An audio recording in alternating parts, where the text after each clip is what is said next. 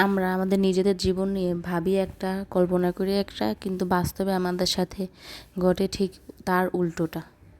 জানি না কার কার সাথে এমনটা ঘটে, কিন্তু আমার সাথে প্রায় সময় এমনটা ঘটে। আর কেন ঘটে সেটা জানতে হলে অবশ্যই ভিডিওটা দেখতে হবে। তো যাই হোক, আসসালামু আলাইকুম।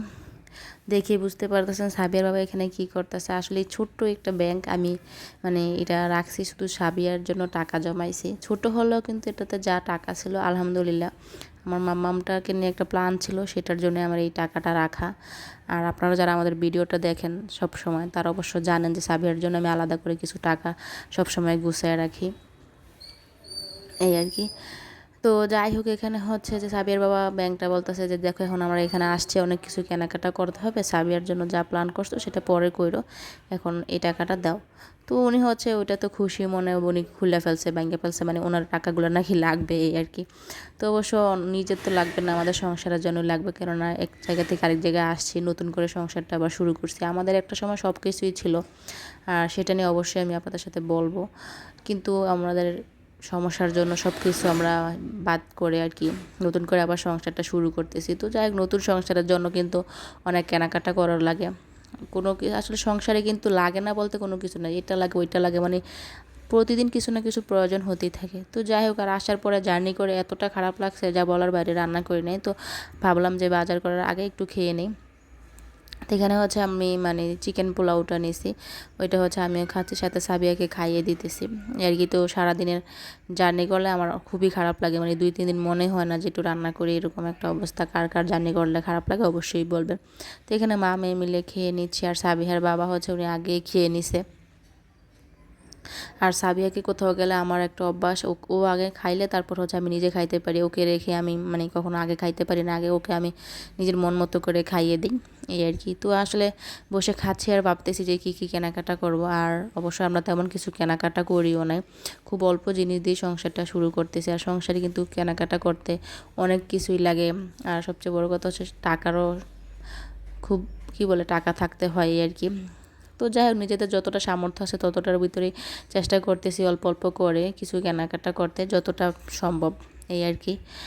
তো যেসব জিনিস না কিনলে নয়, এখন শুধু চেষ্টা করছি সেই জিনিসগুলাই কিনতে। আর যদি ভালো লাগে, যদি কখনো তেমন বেশি প্রয়োজন পড়ে, সেটা হচ্ছে পরে কিনে নেব। আপাতত শুধু প্রয়োজনীয় জিনিসগুলাই কিনতে আসছি, এই আর কি।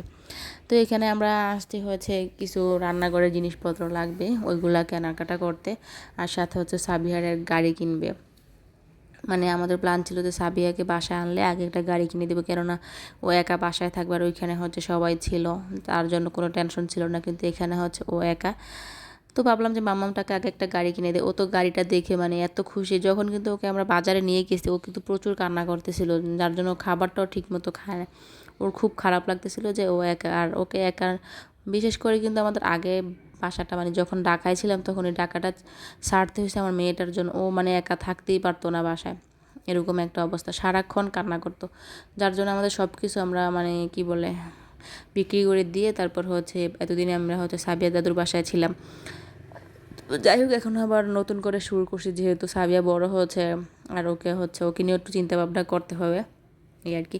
তো এখানকার কেনাকাটা শেষ করে আমরা হচ্ছে চলে গেছি সাবিহার জন্য কিছু কেনাকাটা করতে, কেননা সাবিয়া প্রতি মাসেই তো সাবিহার জন্য আলাদা কিছু কেনাকাটা করতে হয়, বাচ্চাদের জন্য আলাদা ওটস কেনার লাগে, তারপর সাবিহার খাওয়ার কিছু জিনিস, আর সাথে সাথে আমার হচ্ছে কিছু জিনিসপত্র কেনাকাটা করছি, এই আর কি।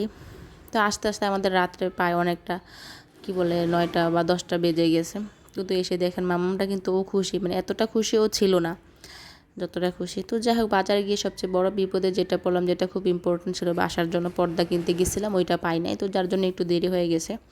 আর এতটা বিপদে পড়বো বুঝতে পারি, অনেকটা দূর গিয়েছিলাম, তারপর হচ্ছে আমাদের মিল মতো পছন্দ মতো হয় না, আর হচ্ছে পছন্দ হলে বাজেটে হয় না, বাজেটে হলে পছন্দ মতো হয় না, এরকম আর কি, এতটা বিপদে পড়ে গেছি।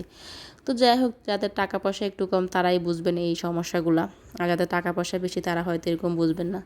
তো যাই হোক, এইসব কেনাকাটা করলাম, আর এইটুকু, সবাই ভালো থাকবেন, আল্লাহ হাফেজ।